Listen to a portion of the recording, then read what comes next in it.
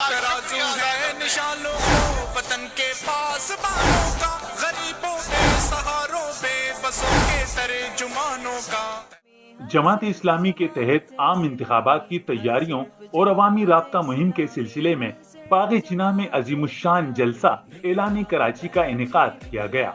جلسے میں شہر بھر سے لاکھوں کی تعداد میں خواتین، بچے، نوجوان اور بزرگ شریک ہوئے۔ جلسے سے امیر جماعت اسلامی پاکستان سراج الحق، نائب امیر جماعت اسلامی پاکستان ڈاکٹر معراج الہدی صدیقی، امیر جماعت اسلامی کراچی حافظ نعیم الرحمان، نائب امیر جماعت اسلامی کراچی ڈاکٹر اسامہ رضی سمیت دیگر رہنماؤں نے خطاب کیا۔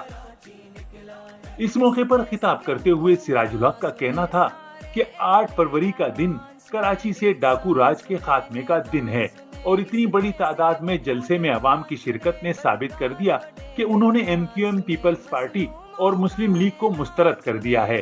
ان کا کہنا تھا کہ جماعت اسلامی کا ماضی کراچی کی تعمیر و ترقی سے عبارت ہے اور آئندہ بھی شہر قائد کی بھرپور خدمت کا جذبہ رکھتے ہیں۔ انہوں نے سابق حکمرانوں پر شدید تنقید کرتے ہوئے کہا کہ قدرتی ذخائر سے مالا مال ملک میں غربت اور بے روزگاری کے ذمہ دار یہی حکمران ہیں۔ اس طرح 2022، 2021، 2020 کبھی واپس نہیں آئے گا، اسی طرح پیپلز پارٹی اور مسلم لیگ اور MQM کا دور کبھی واپس نہیں آئے گا۔ انہوں نے 76 سال ضائع کیے۔ اللہ نے ہمیں آزادی کی نعمت سے نوازا، اللہ نے ہمیں 60 سالوں میں ایٹمی پاور سے نوازا، اللہ نے ہمیں 1000 کلومیٹر ساحل سے نوازا، ہمارے پاؤں تلے سونا اور چاندی کے ذخائر موجود، 1000 مقامات پر یورینیم موجود، کرومائٹ موجود، تانبا موجود، 25 کروڑ ڈالر کا کوئلہ موجود۔ اس کے باوجود بھی اگر کراچی سے لے کر چترال تک پاکستان میں غربت ناچ رہی ہے، پاکستان کا ہر بچہ 2.25 لاکھ کا مقروض ہے، پاکستان پر قرضوں کا کوئی حوالیہ 80,000 ارب سے زیادہ موجود ہے۔ آپ مجھے بتا دیں اس غربت کا ذمہ دار کون؟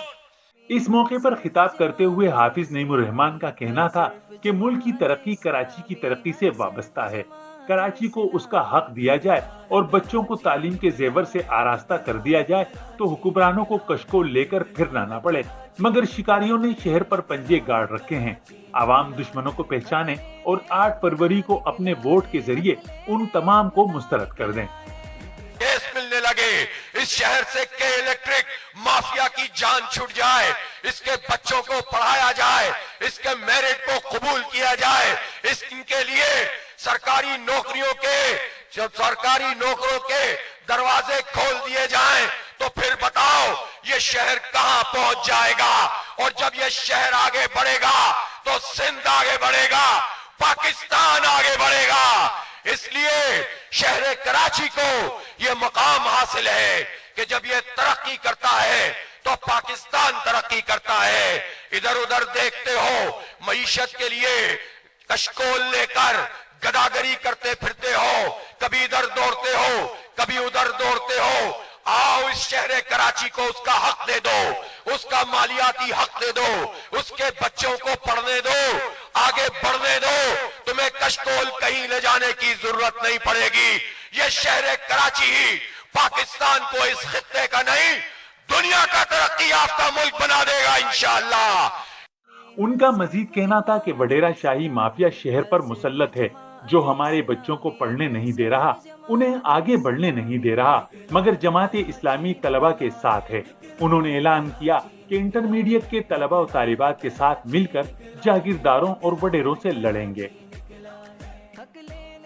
جلسے میں نائب امیر جماعت اسلامی پاکستان اسد اللہ بھٹو، صوبائی امیر محمد حسین مہنتی، نائب امیر جماعت اسلامی سندھ ممتاز حسین سہتو، سید عبدالرشید، عبدالرزاق خان، منارٹی ونگ کراچی کے صدر یونس سوہن ایڈوکیٹ سمیت بڑی تعداد میں جماعت اسلامی کے کارکنان اور مختلف شعبہ ہائے زندگی سے تعلق رکھنے والے شہریوں کی کثیر تعداد موجود تھی۔